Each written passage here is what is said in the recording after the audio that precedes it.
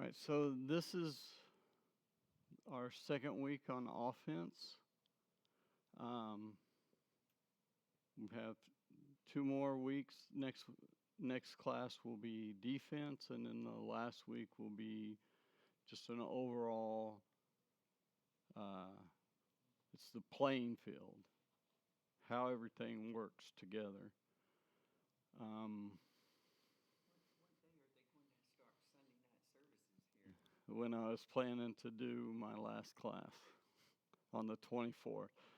So next next Sunday, I've been asked to do something Sunday night, and they're doing youth the next class. So I was thinking, well, we could do the last class on Easter, because I was gonna try and not do anything that night.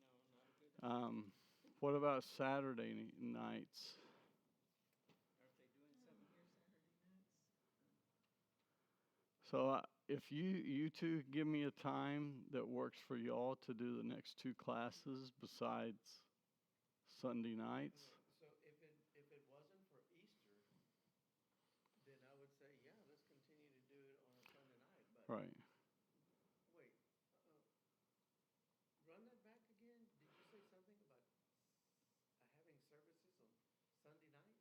The youth on the week after Easter, the youth are going to start. Sunday night service. Right. They're moving from Wednesday to Sunday. Okay.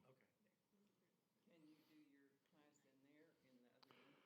I could, I just wouldn't be able to record in there. So that, now that I'm recording it, I see. What about the timing? Maybe we could come at different times. What time does the youth service start? probably 7. I mean, So we could come earlier. so if you wanted to come in at 5, we'd be done. But they're going to need to set up and stuff for. If it's only one Sunday, I'm sure we could swing it. Are we gonna try to do it all in one Sunday, finish it up on that one Sunday then? Are you going to do multiple Sunday Sundays? after Easter. There's 2 classes, so we could try to do both next. Well, again, next Sunday, I've been asked to do something. Okay. So Well, There's 2 more It's- Do classes. they not know you're doing this? yeah. Hello? Kelly, to be honest with you, the grandchildren is what we chase around. Yeah. Monday, sometimes it's on a Tuesday for them in the PM. Sometimes it's on a Thursday in the PM. And then for sure on Saturdays. But on Sundays, we're not as, it's kind of like an open day for us. An open day, they invite us to go eat with them, we do activities with them, Yeah. so. But So what about if we 5? do it ahead of time, we just What don't- about 5 on Sunday? yeah. Something like that is fine. Just looking on my calendar, and 5 is working. So I'll let you know for sure, but probably we'll shoot for 5 next Sunday. And we may just try and do both at the same time. Well, again, I got to leave here by 6, so Yeah. so we'll see. You can say, no questions, I gotta go, bye. No discussions here. That's good. All right, so we're going to quickly go over principles of financial management. We need to know what we make, know what our expenses are, and we should try and live off of 75% of our income. Since y'all are retired, that's not really a necessity for y'all, but it's a good place to be, right? I feel like God wanted me to target 70%, and that's where I'm at. So I live off of my expenses. My goal is they don't go over 70%. But from the book's perspective, they want you to try and target 75%. What we have, as a retired couple, what we have done is we've calculated our known monthly expenses. Yeah. And then something that we can use for entertainment, but it's just a very small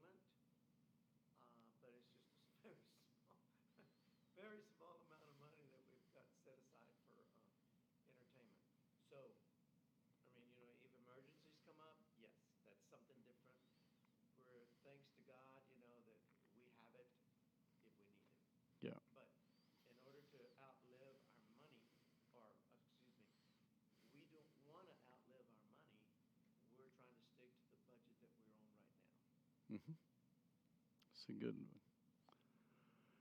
And then have a number, and if you go over, if something you're wanting to buy is over that, you wait 24 hours. And basically, you want to take what I make, my expenses, what's 10% of that, and if the amount is of something I'm buying is higher than 10%, then you want to wait 24 hours before you spend the money. So if 10% is $250, then if you're going to buy like a new flat screen TV, then you would wait 24 hours before you go buy that. I wish I'd known that years ago. Yes, me too. Pay off credit cards or cut them up.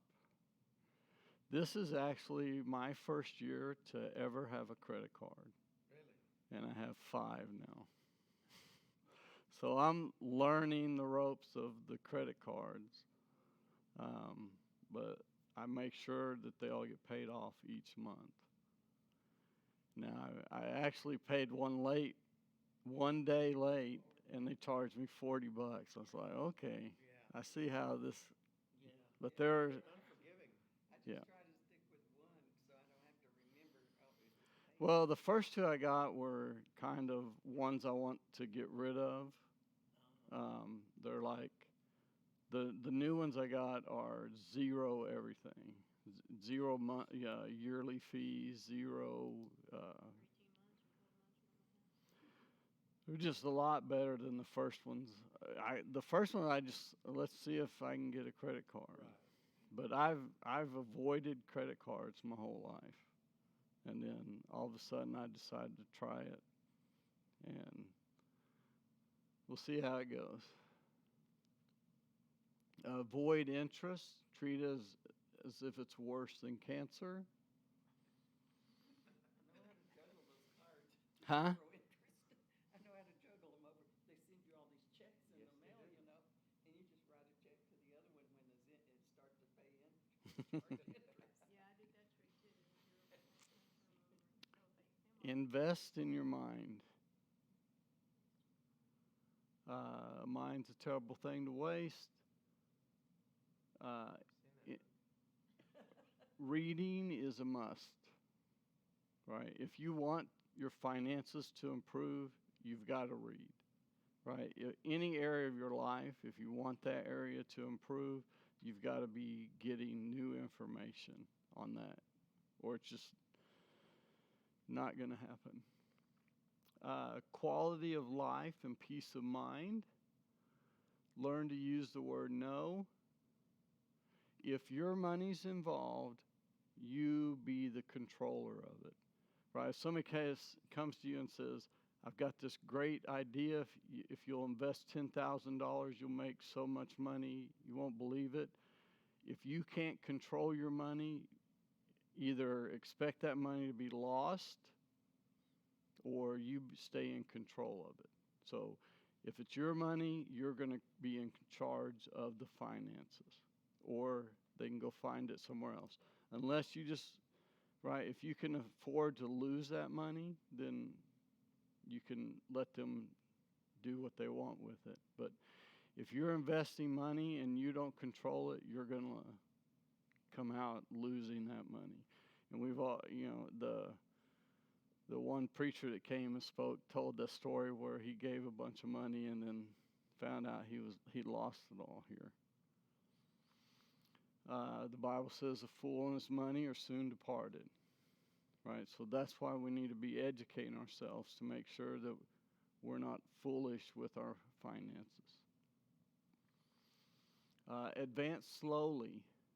Live today on money from yesterday and not money from tomorrow, right? Don't borrow your future money and spend it today. Only spend money that's left over from yesterday. Use things, love people, not love things and use people. We see a lot of people, right? They try and use their money to influence decision making and things like that. But we always want to make sure that we're using money and loving people. Give to causes you believe in. No welfare. Do you understand what that means? Don't just let somebody keep coming to you and taking money from you. If you're going to get in that situation, you need to be educating them to help them, right, solve that problem of why they're needing help each week or each month. And principle 19, get a good mentor and really listen to them. Right? Don't just have somebody that's talking to you and then you just walk away and forget what they said. Less than 10% of new businesses succeed. Right? If you're going to start a new business, only 10% of them succeed. Nearly all businesses fail because they don't have a mentor to help them with problems that they come up to.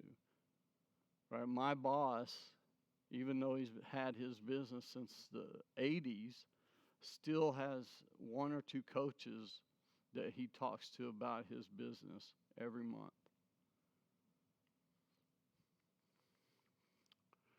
Find a good mentor that's doing the same type of business as you and get some advice from them. Right? Talk to people who have been down the road you're trying to go down. The key to winning is following, and that means a mentor. Don't follow the masses because everybody else is doing that, I'm going to do that. Find somebody that has success and follow them. Right? When it comes to the Bible, we want to follow Jesus, not somebody else. So, remember that circle that Rachel and them put together, and I showed you the one from life. Michael Hyatt, he divides it into 10, and I go out and do the life score assessment about once a year and just kind of see where I'm at. A perfect score would be 120. I usually am in the 80s, 90s, somewhere around there. But it just shows you what areas do I need to work on. And I believe you should have mentors in all those 8 areas, 10 areas, however you want to look at it. But for him, the areas are being, spiritual, your connection with God, emotional, how do you feel about yourself, intellectual, how do you engage your mind, how do you take care of yourself physically, and then relations, your marital, your relationship with your spouse, where does that stand? Parental, how is your relationship with your kids? Social, how is your relationship with friends and family? Doing your job, how do you feel about your job? Avocational, this is every day we have 5 hours of free time that we can spend any way we want. And so it's, how do you spend that time? Are you reading books? Are you just sitting on the couch watching TV? Are you doing something, learning a new skill? And then the one that we're going to focus in on is finances. How do you feel about money? And so if you go to his website, he's going to say, how do you feel about money? And he's going to give you 4 answers. And so you pick the answer that's closest to how you feel about money. Right? I'm worrying constantly about it. I frequently worry. I'm at peace with it. I rarely think about it. And then you click on one of those answers, and he says, are you exactly this feeling or more or less? And so he narrows in on how you feel about that. So he has 4 questions for each of these, and you answer them by clicking on one and then the more or less.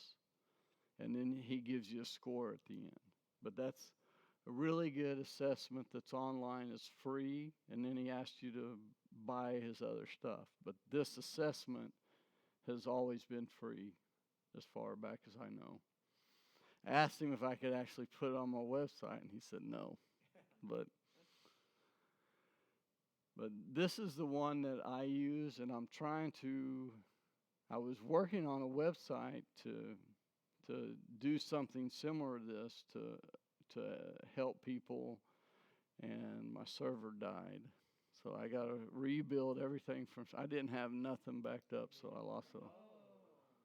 So everything I'd worked on, that's there was no backup.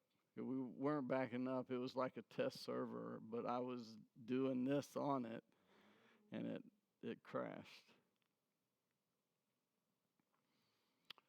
So y'all remember seeing this? That's ESBI, your employee, self-employed, business owner, and investor. And we're going to focus in on the business owner.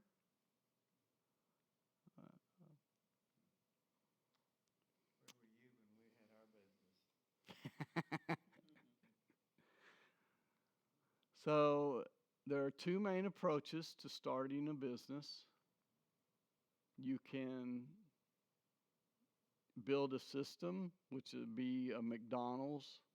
It's a system, and then you can get into buy a system. That would be one of the multi-level marketing things. So there's two, right? If you got $1 million, you could go the McDonald's way. If you don't, it's easier to get into a multi-level marketing that you're okay with doing and go that route. So when it comes to doing a business, most businesses of the build it type are successful are founded by leaders who have built successful businesses from the buy it. So they started off in a multi-level marketing and got the money to where they could buy their own business. So the build it is going to give you a more steady income without you being so much involved as the multi-level marketing is. It's all on you. Though the way that a multi-level marketing is designed is they're going to reward the people that are putting in the work. So you put in the work, you get rewarded. If you're just hoping that everybody below you will do the work, they actually get rewarded and you don't. Right? They're designed to pay the people that are doing the job. We discovered, because we were in the long distance business, and if you wanted, we didn't know this in the beginning, if you wanted to do business from Texas in the state of, then you had to pay. You had to pay the government. Let's see. There was just to be able to sell your product in that state, you had to pay money. So In each state? in each Wow. state that you wanted to do business in. We didn't know that, but we started off without a financial advisor too. Yeah. So anyway, lessons learned. Yep.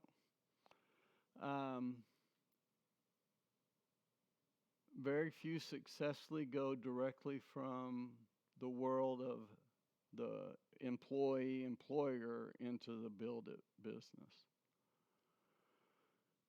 A few build it businesses allow people to keep their own regular job while they start a new company, right? If you're going to start a new company, you can't be working for somebody else or running a self-employed business. It's a new build it business, right? If you start up a McDonald's, you got to be ready to take care of that. And the best book is The E-Myth by Michael Gerber. So if you wanted to start your own business, that's the first thing I would do is read that book. Because you're going to, explain a lot of what goes into that. The buy-it business typically better for those moving from employees into the business world, right? I want to start making some money on the side, so you're going to go from being an employee and take money and start building that. Comes with, right, a lot of the stuff that you got to take care of with the build it business is already handled by the multi-level marketing, right? They've got all the legal stuff done and all of, everything that goes into that. They have a structure. You buy an existing business, franchise, or a home-based business. Each has its own benefits, right? So they're also talking about franchises. Have you ever done something like that? I used to work for a company called Pig Ribs Incorporated when I was 18. And they were, how you go into the grocery stores, there's a deli now. Well, before that, we would set up a smoker outside the grocery store. And as soon as you walked in, we had the display of ribs and chickens and sausage right there for you to buy.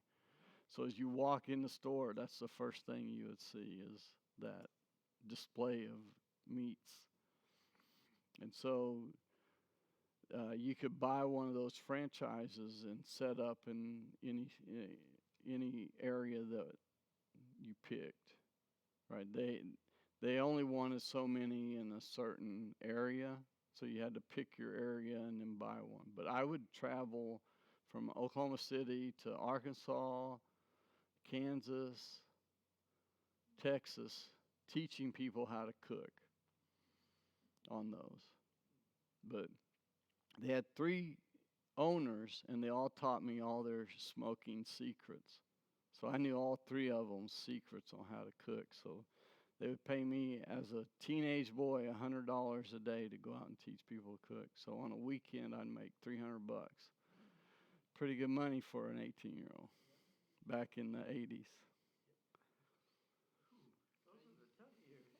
I did. I thought about doing a corn kettle at the flea market, but it gets hot in the summer in Texas. So what you want to do is, figure out what your passion is and how you can build a business around them. What it boils down to. So from the home-based business model, one of the companies that I was looking at, this is kind of their 2-year plan, right? They wanted you to talk to 15 people a month. They had a monthly event that the community would come together for. Or no, that was a weekly community meeting. So you had a team gathering that you go to or bring people to meet your team. And then you had total company groups. But over 2 years, you were pretty much going to invest 775 hours. And so we'll go through this real quick. A normal job, 40 hours a week, 160 hours a month. So start incorporating into that some of the home-based business. Starting off, starter, give it 5 hours a month. That brings you up to 165 hours a month. Intermediate would be 15 hours a month, 175 hours. And you get full blown into it, you're going to spend an average of 32 hours a month, which would be 192 hours a month. So you're investing that 32 hours, but 15 plans a month, you should be talking to 180 people that first year. After 2 years, you will have talked to 360 people. And that should have eliminated the need for a week of your regular job. So in 2 years, you should have replaced the income that you make from 1 week a month. So after 3 years, you're up to 580 people you've talked to. 4 years, 720. After 5 years, you've talked to 900 people and you should have replaced your job. Now the question is, did you follow their system and do it right and put in that 900 meetings? But if you do follow it right, if you're the one doing the work, the mentors are going to talk to you and show you, well, here's where you're struggling. Here's the books you need to read. Here's what you need to do to strengthen that skill that you're weak in. They should be mentoring you to help elevate you. So as you're spending time and growing, you should be getting mentored by the leaders in that company. If not, you're in the wrong business. There's so many new things Huh? online. Kids are making money online left and right. Yeah, that's a different set of skills, and it's kind of new to the new generations. But they've spent, right. If you really go look at them, they've spent hours, and then boom, they discover something, and it takes off from that point. But they've put in that, remember, 10,000 hours. So they've spent 2, 3, 4 years developing that skill and perfecting it, and then all of a sudden it takes off for them. Have you heard of aftercare? Yes. You're describing what they wanted us to do. Yeah, I mean, all of them are going to do that. These people were making like $30,000 a month. Yep. A month. And more. Yep. Others were making more than that. You just got to follow the mentors and listen to them, and you can. Yeah. Yeah. I mean, It's not a bad idea for retired people. no, it's not. I mean, it can generate income. It's just, do you want to spend the time developing the skills to do it the way that they're right? They normally say, if you're going to talk to somebody, here's the script. Use this script to talk to them. And the reason they give you a script is you'll say things that you think they want to hear, but the words that we think they want to hear trigger their defenses, right? And so if you read from the script and learn their scripts, those scripts don't trigger as many of those protections that our brain has just developed. So, they've practiced this and they see what words, trigger certain types of defenses in our subconscious, and we'll just reject everything after that. And so they give you a script, and most people are like, this script sounds funny. I don't like the way it makes me feel to say this, but it's proven over time this is what you want to do. And even the coaches gave my boss a script for calling our customers and talking to them. And Sylvia hated that one too. She did not like to do that just with, not a home-based business. This was our computer business and how to talk to the customers. And she would just, the way they sound is not what we're accustomed to hearing, and so it messes with our mind trying to help us deal with the people that we're talking to on the phone, and it just sounds weird. And when you call into supports, they're doing the same thing. They have scripts that they're supposed to follow. And so I can hear, just the way they're talking, I know this person's reading from a script. So it's funny, and I just work with them, and I know some of them, like we call Dale, I know they're going to ask me these questions, and I already know, right? I'm not going to do what they asked me to do. I'm just going to tell them I did this, and I know what they need to hear to go the next step. And so I just give them the answers and say, okay, I did that, did that, did that. But I know what the problem is, but I have to go through their script with them to get to the solution that I know we're going to end up at. But it's the same, right? In a home-based business, you've got a script that you got to use if you want to be successful. Feeding the golden goose. Too many people spend money they don't have to buy things they don't want to impress people they don't like. Will Rogers. But it's so true, right? There's two uses for money, right? Productive, invest money so that it will bring a return. Or you can wasteful, spending money on things that once spent, it's gone forever. And in most cases, people are spending tomorrow's money, which leaves them with no money to invest, right? Invest first, spend later. Right? Get that golden egg going. Does this expense result in a return, or is it gone forever? Just this is the way you want to think about when you're spending money. It seems few people have ever been taught that money has a purpose beyond its use in their immediate comfort and gratification. Right? We don't teach that even in church, which is where we should be teaching it the most. Right?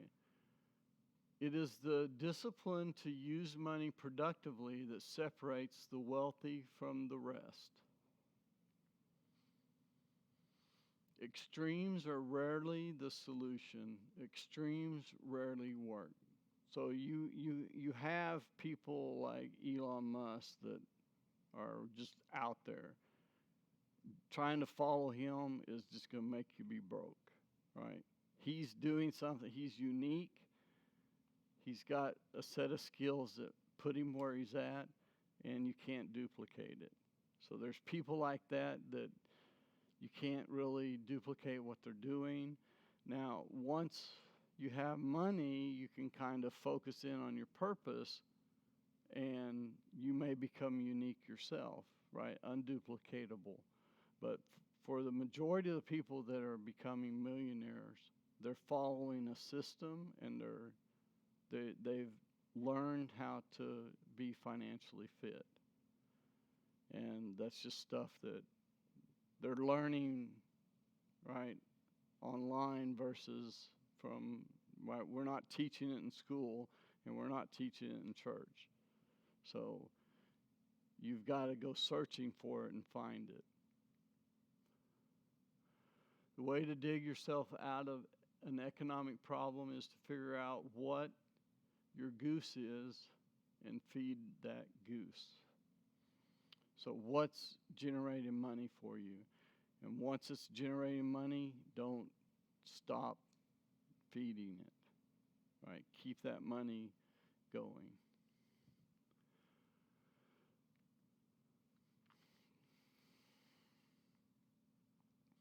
Use your money productively by putting it where it will bring you back more than you put in.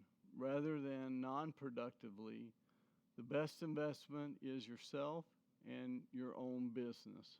Wisely and appropriately use some of your savings to increase your business assets and returns.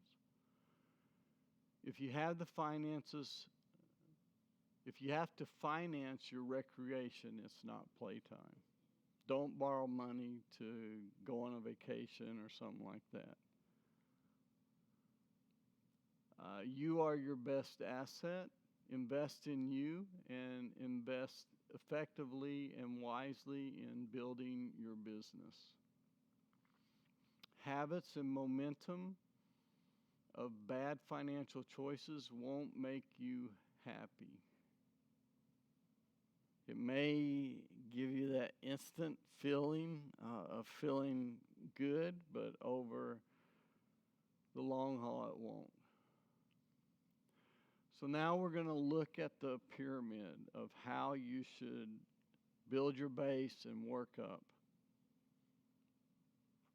So level 1 is invest in yourself, right? That's the best investment you can do is educate yourself and pay yourself first. Right, invest in yourself, take 10% of your income and invest in you. Investing in you is the first focus of a good investment. Level 2 is emergency funds, 3 to 6 months of money. So once you start investing in yourself and you start that, you want to add to that at least 3 to 6 months of money in savings that you can grab. You From your 10% then? hmm? Is that from your 10% you put in? Well, 10%. You basically want to be investing in books. You want to be educating yourself financially, right? Reading like all those books I showed you the first couple weeks. You want to be reading those and just learning things, right? I read the Intelligent Investor 2 years before I invested any money. Most boring book I've read, I think. But it helped me when I started investing. The ideas that he put in my head started triggering, and I knew, oh, I don't want to do things. I don't want to think this way about investing.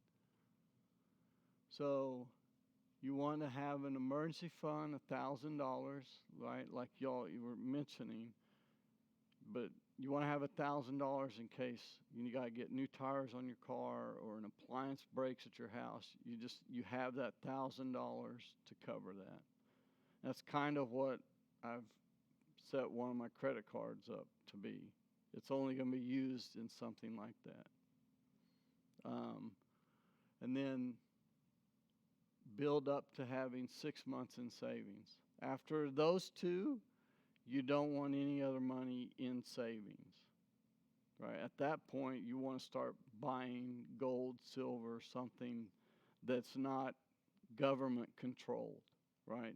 They can't steal your money while you sleep.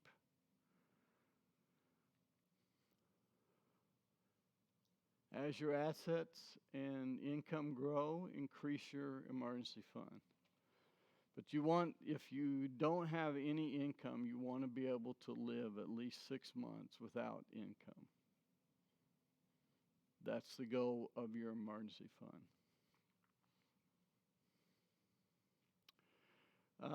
Some people like to steal money from that, so it's a good thing to have a person that you have to talk to before you use that money.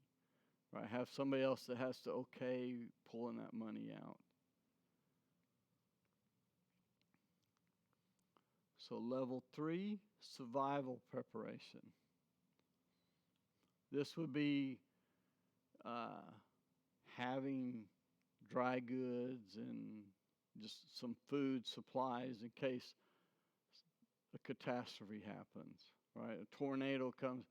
I think back in 98, 99, we had a tornado come through here. I don't know if y'all lived here back then, but all of Lake Dallas had no power. It was Mother's Day weekend, and Friday a tornado hit, and they didn't restore power till Monday. So we had to go the whole weekend. I literally took a extension cable, put it in my car. I had a DC to AC converter, and we kept our refrigerator running by keeping the car on. So I started my car, and it supplied power for the things that we felt like we needed to keep going in the house. Now they do that. My neighbor did that. They did what? Kept the neighborhood running. Somebody in South Texas in the 4-day freeze. Oh, the Oh. neighborhood? Well, they came charge their phones, but he kept his whole household going on it. So today's pickups, you okay?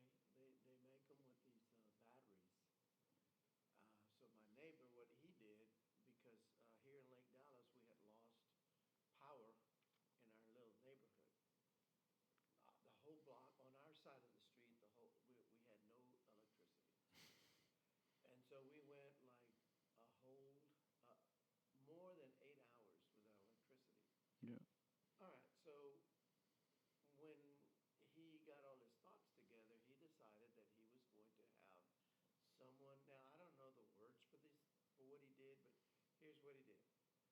He called a company up, and they came and installed for him um, electricity.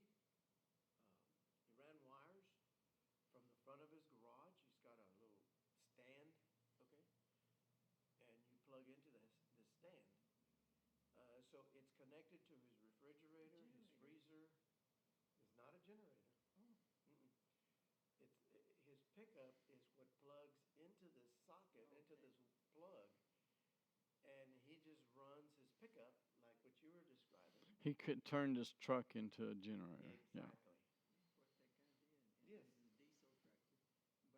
Well, but the best thing to do is have a solar generator. My boss for that freeze last year, he just got solar panels, and you have to have another device in order to break yourself from the electricity from the basically the piece that lets you sell electricity back to the company. You have to have that piece in order for it to work on its own. So he had no power with, even though he had solar panels, he had no power because it. Storage batteries. Well, he had the batteries, but you can't, there's a piece that he didn't get. So it requires, how he had it set up, it required power from the electric company to make that function right. And so he thought he'd save 7,000 or something on that, not getting that one piece. And he was like, I regretted that whole week. And you can get water purifier, like the Aquapure, and they have, you can take lake water and pour in there, and these purifier things, Yeah. supposedly taste better than tap water. Yeah, my son brought something that he had from the military where you could take any water you wanted and run through it, and it was the best tasting water you'd. And the Jewish nation has, somebody in the Jewish nation has invented something that draws water out of the air. Moisture out of here.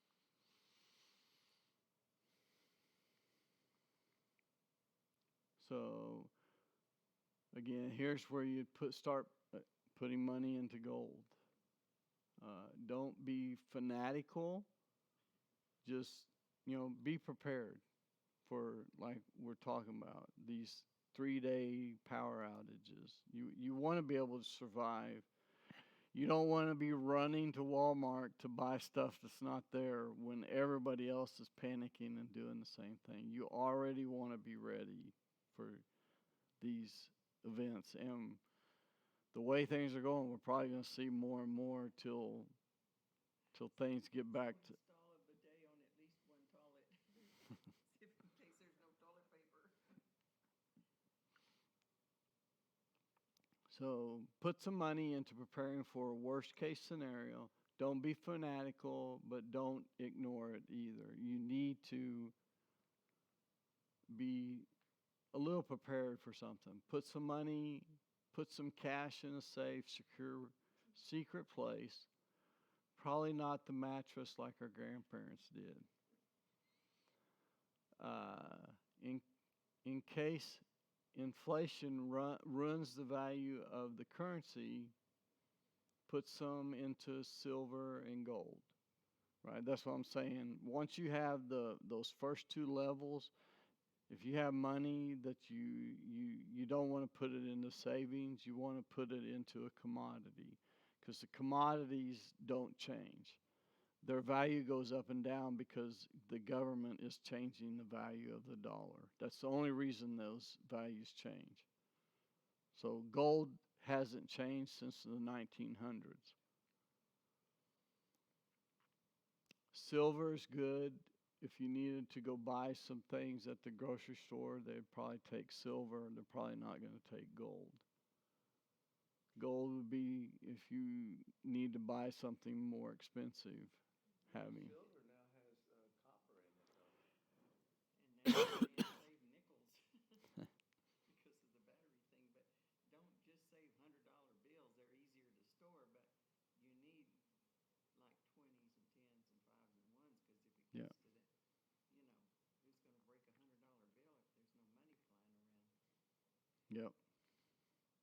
Well, we're already seeing that. There's some place you go into, they're saying we ain't giving you coins in change, right?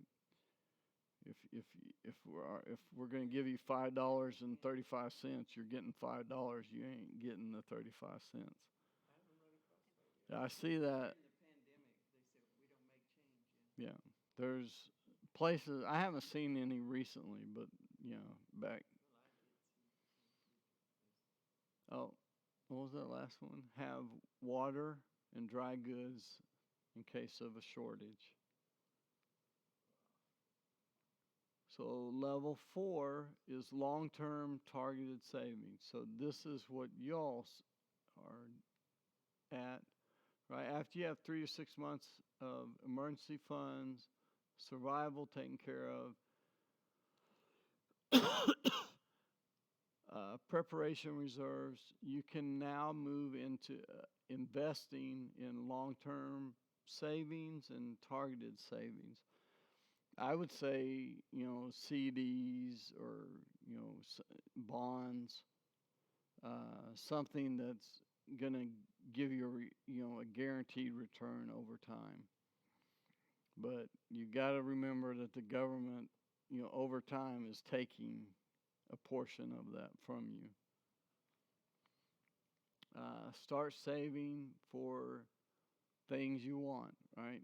Set a goal. I want a new car. Start saving up money to pay cash for it, right? So you've got all these 3 levels done. Then you can start doing something like that. The prices just keep going up and up and up and up.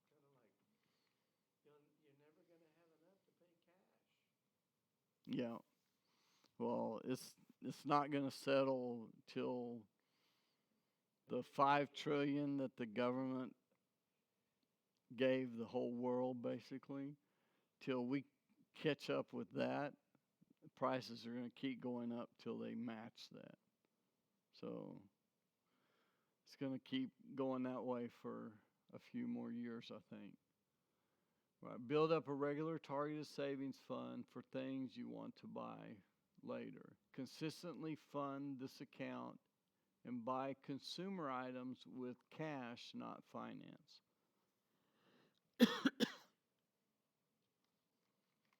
So this is where you start buying, I want a new couch or, something new in the house.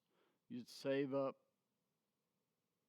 and then buy it from that savings instead of financing it, because you're going to pay all that interest over time.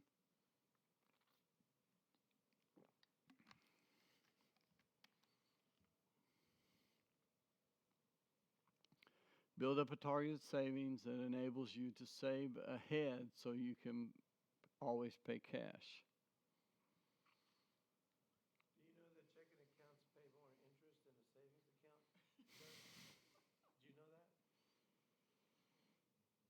Didn't know that. Okay. Only invest money you can afford to lose entirely in speculations outside of your areas of mastery. Only invest a little, if any, in such ventures, right? So if you want to put money in a stock market, expect to lose it unless you've gained that skill in investing in a stock market and you can make money, right? So just know I'm putting money out there, I'm probably going to lose it. Don't put money that you can't afford to lose into an investment that you don't have mastery. If you have mastery, right? If you're a real estate person and you go out and decide to buy a house, you probably have skills to know I can make so much money off of this house. But if you don't go buy a house hoping you can flip it in 30 days and make, 20% profit or something. If neither real estate nor stock market are your area of mastery, only put money that you're okay losing.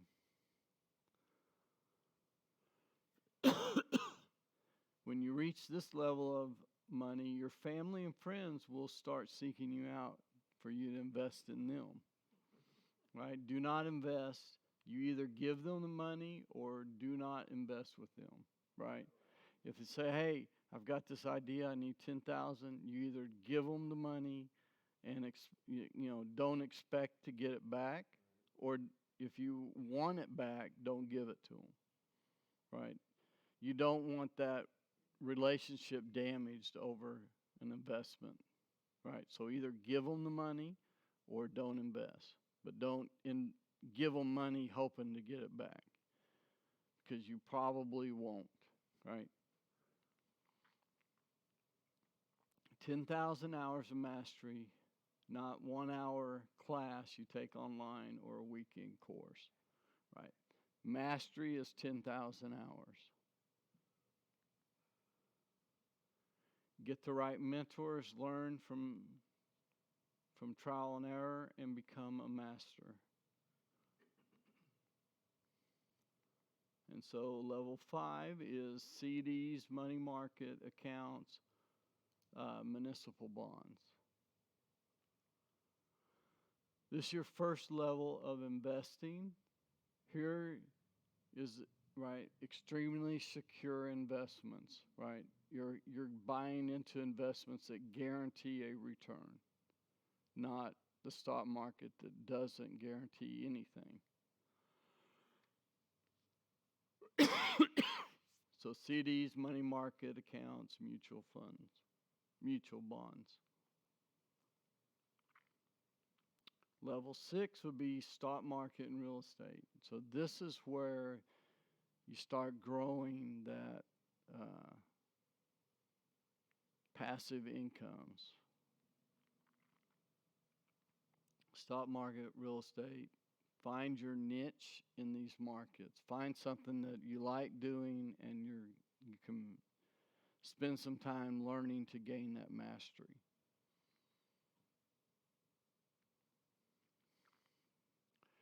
When it comes to investing,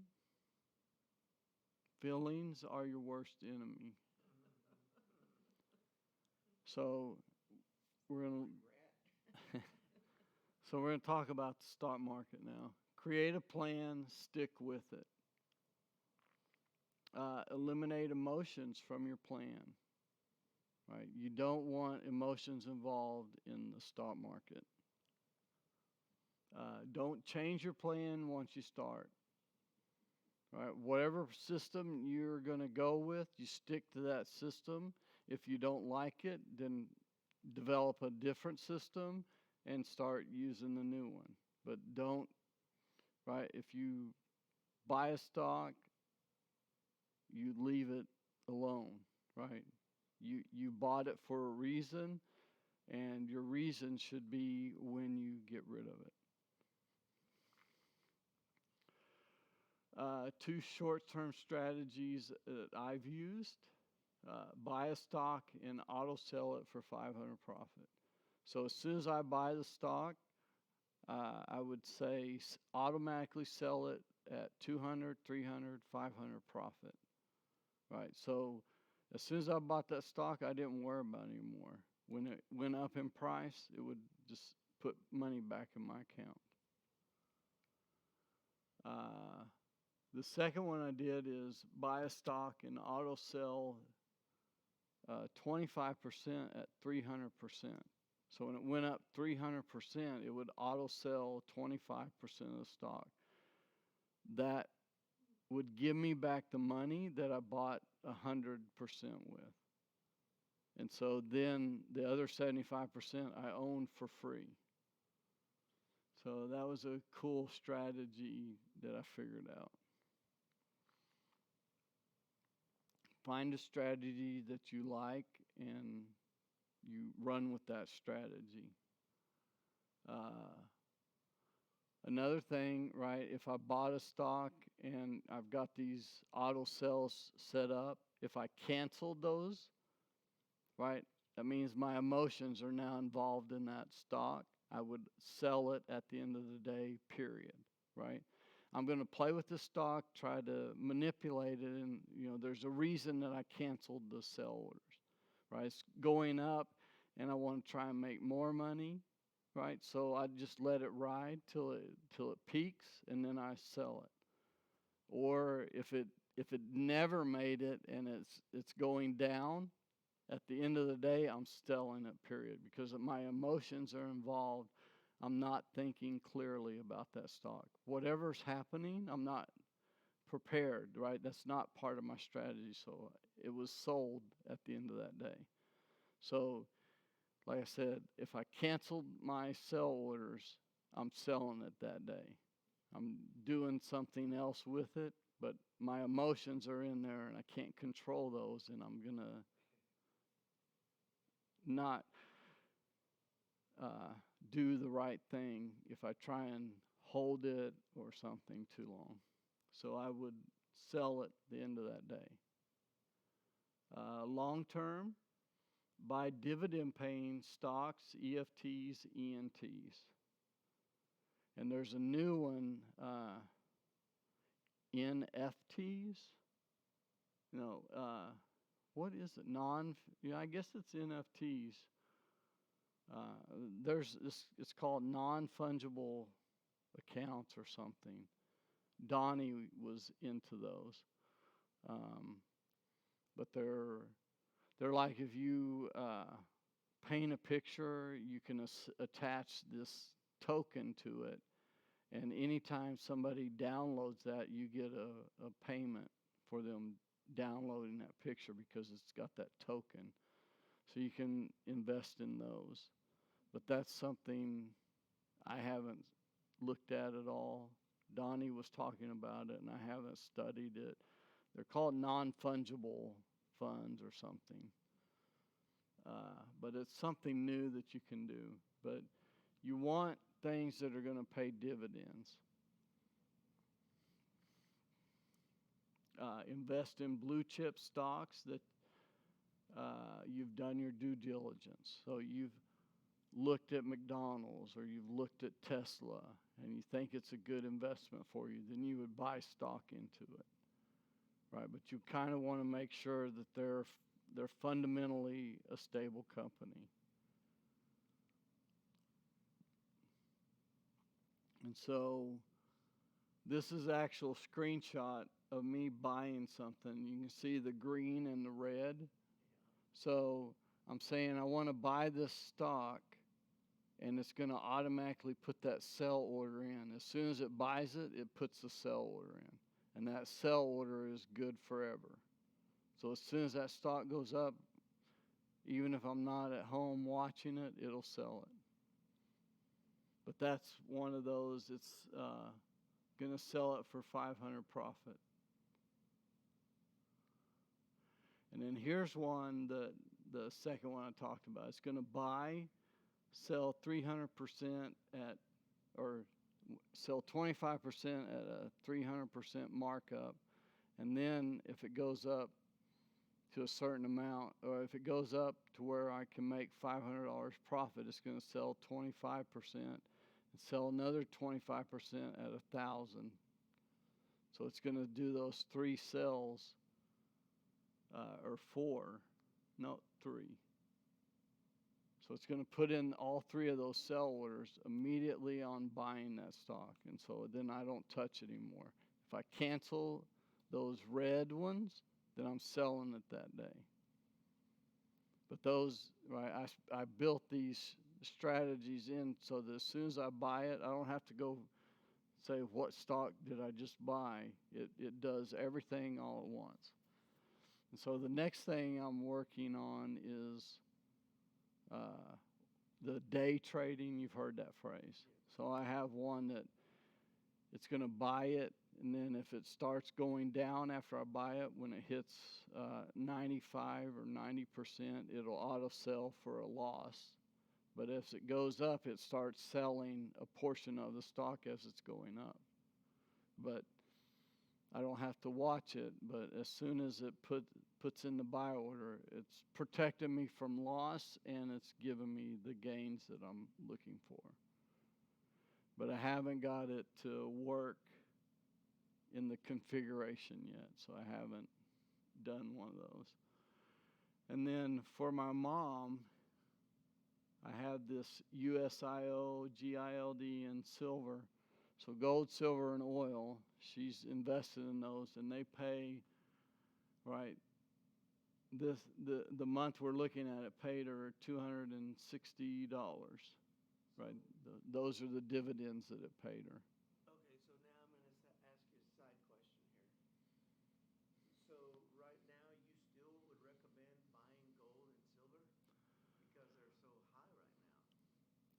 Well, this is like buying a stock market thing. So what I'm doing with her money is it goes into the company, and they're investing it into gold. They're investing in silver, investing in oil. Oh, And okay. as they make profits, they pay Okay. rewards each month. All right. So I'm not investing particularly straight into those.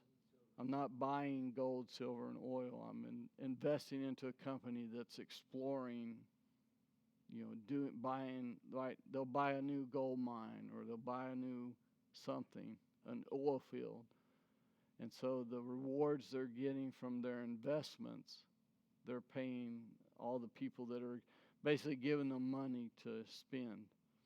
So it's not guaranteed, right? Each month they could say, hey, we're not paying anything this month.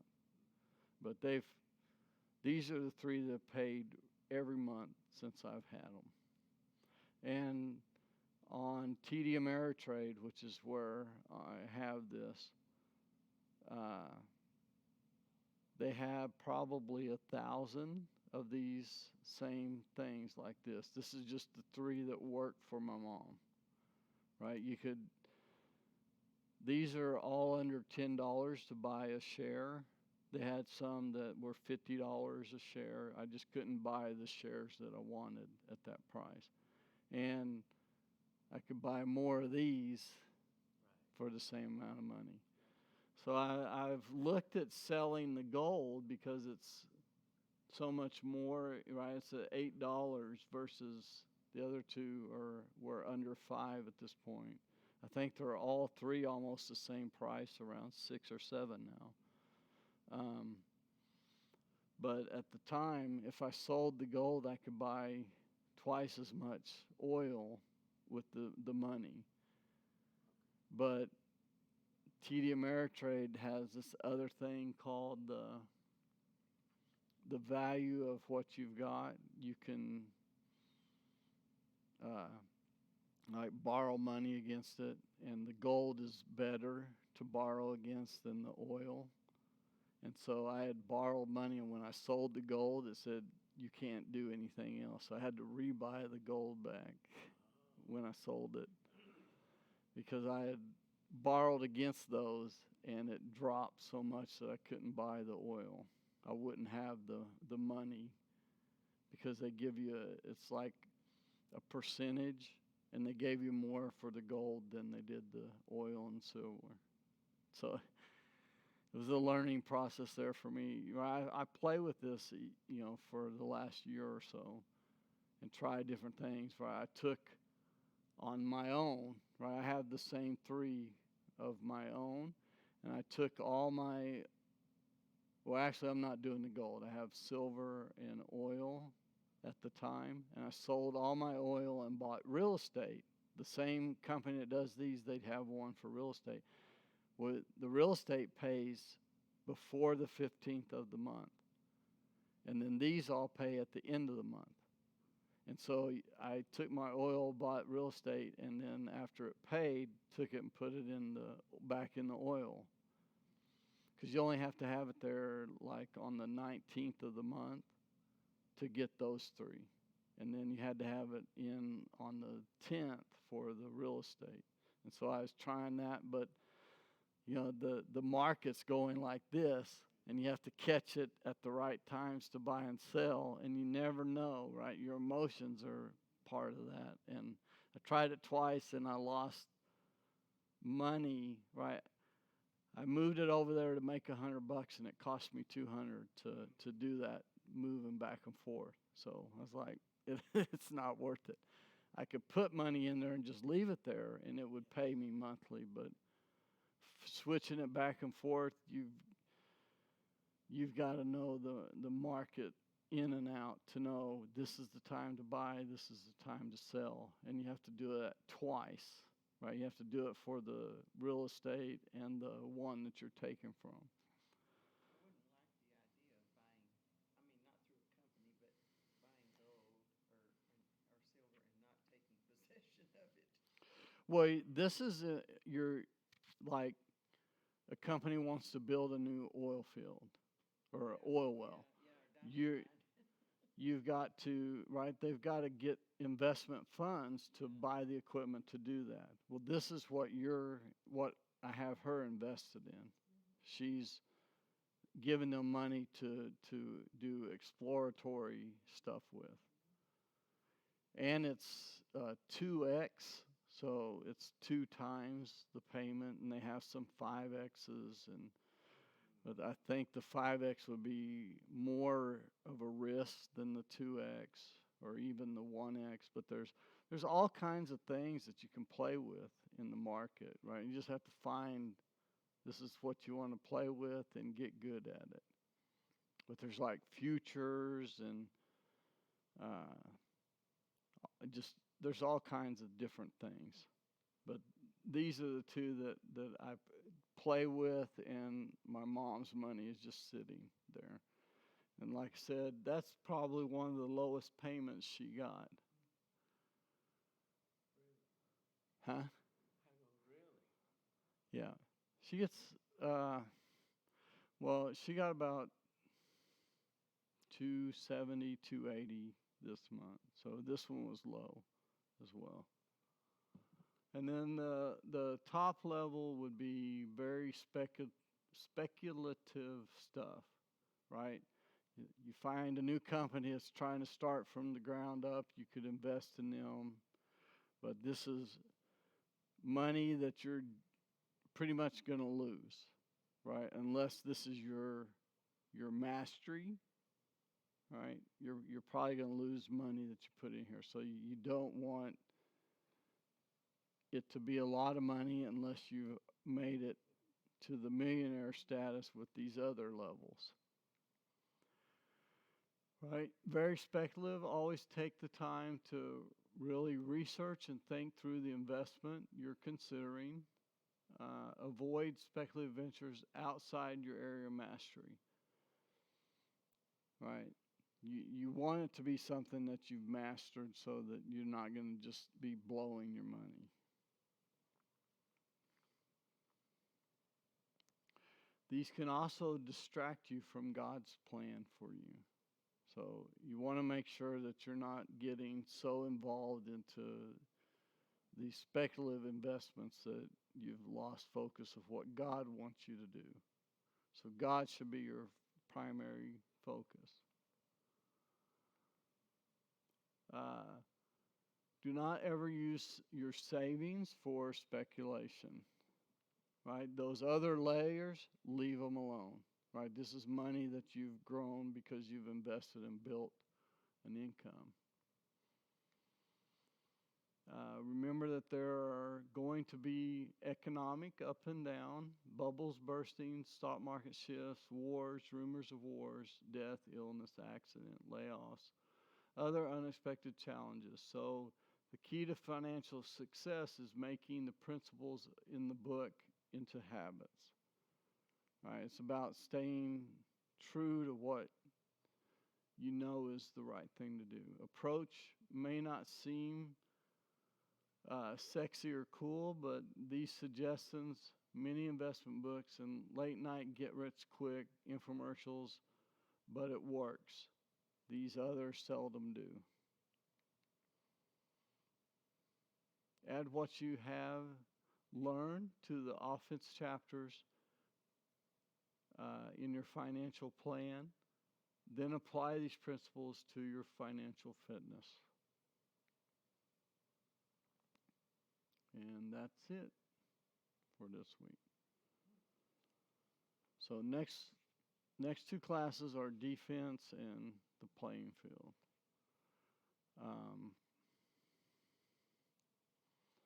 We'll shoot for 5 o'clock next Sunday night. Are you going to the men's thing this week at all? No, I'm not gonna go. Are you coming Thursday night here? Well, it's regular night for us. Yeah.